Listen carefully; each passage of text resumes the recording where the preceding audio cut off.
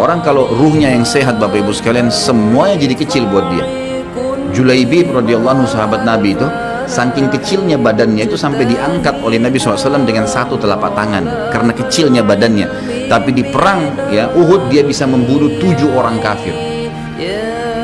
Tidak ada hubungannya dengan kecil badannya, tapi ruhnya kuat, besar.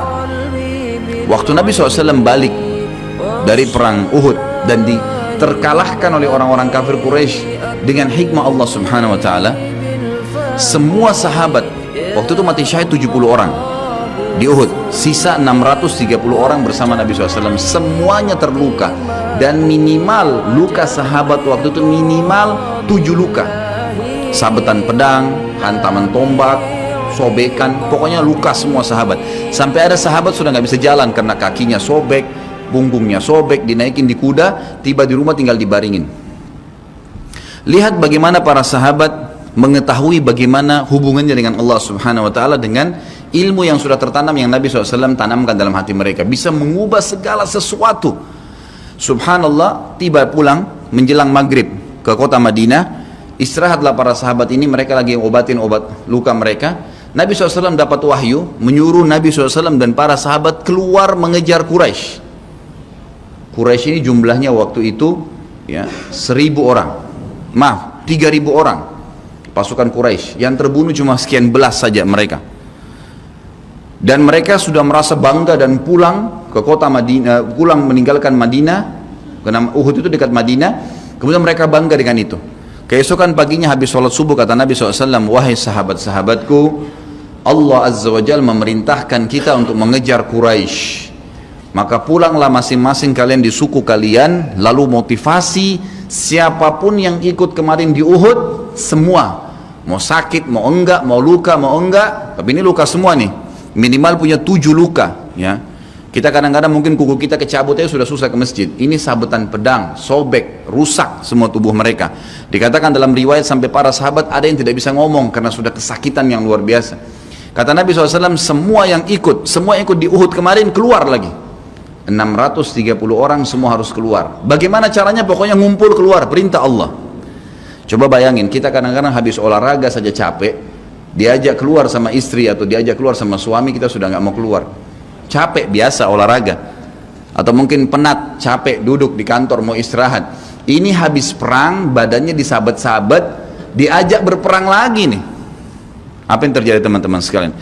Pulanglah pimpinan-pimpinan suku sahabat ini, dimulai dengan Sa'ad bin Mu'adz radhiyallahu anhu, sahabat Nabi yang mulia, luar biasa ini. Orang ini pada saat meninggal, kata Nabi SAW, goncang arsy-Nya Allah dengan meninggalnya Sa'ad.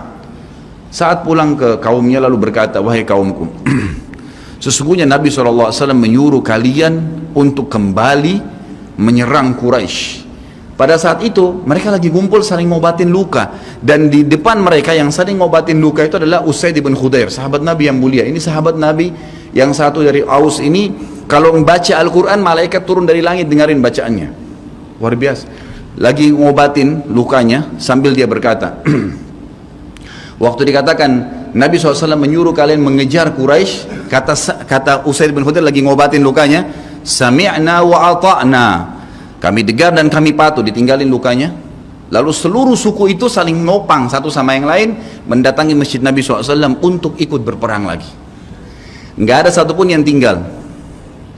Ada yang luar biasa, saya terus terang nangis waktu dengar kisah itu, luar biasa. 2 orang anak muda Ansar, saya setiap kenang kisah ini selalu nangis, nggak bisa tahan karena luar biasa. Anak 2 orang ini belasan tahun umurnya, dan dua-duanya nggak bisa jalan Bapak Ibu sekalian, nggak bisa jalan, luar biasa. Sudah sobek kakinya, sobek punggungnya, bahkan dikatakan di bagian leher ada irisan, di bagian lehernya ada irisan, gitu kan. Kesakitan. Dua-dua ini diturunkan dari kuda, ditidurkan, adik kakak nih.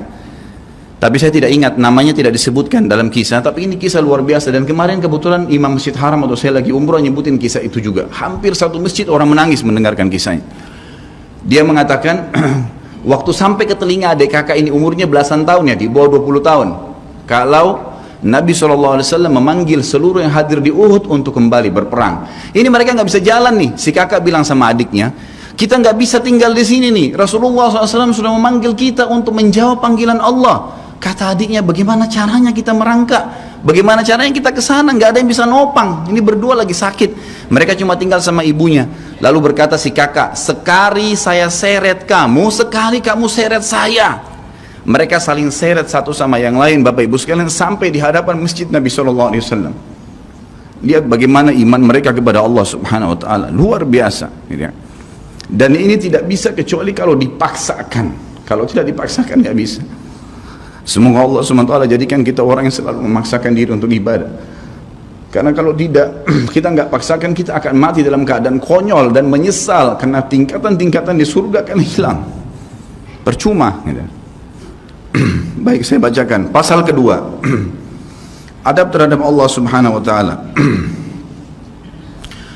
Seorang muslim hendaknya melihat segala sesuatu yang telah diberikan Allah kepadanya dengan tiada terhingga, yakni berupa kenikmatan yang tak terhitung.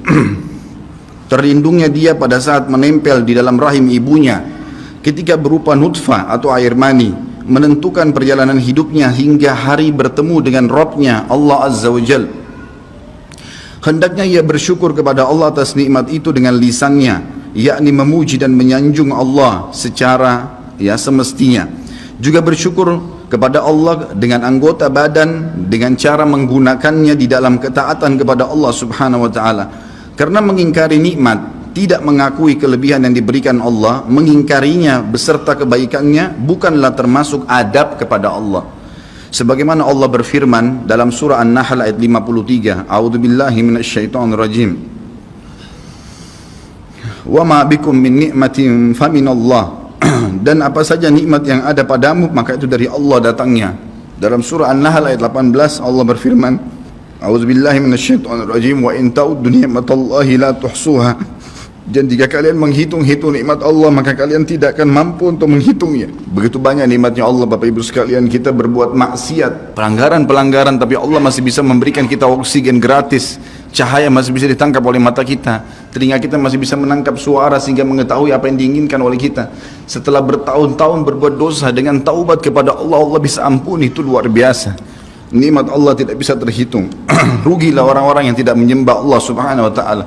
Dan kalau seandainya, kata Ibnu Taimiyah rahimahullah, orang-orang yang bermaksiat kepada Allah itu tahu bagaimana nikmatnya keimanan yang ada dalam hati kami ini, sehingga kami bisa menangis dan kami bisa merasakan dekatnya dengan Allah, bahkan merindukan surga dan selalu merasa diri jauh dari neraka, maka niscaya mereka akan membelah dada-dada kami dan mengambil keimanan itu, karena mereka tidak akan pernah merasakannya. Keimanan akan membuat makanan sederhana menjadi mewah, tidur di tempat yang biasa akan menjadi nyaman, bahkan cobaan seberat apapun menjadi kecil buat kita, karena keimanan kepada Allah Subhanahu Wa Taala. Dan itu sebuah nikmat. Itu hanya bisa dirasakan kalau kita betul-betul memaksakan diri beribadah kepada Allah Subhanahu Wa Taala.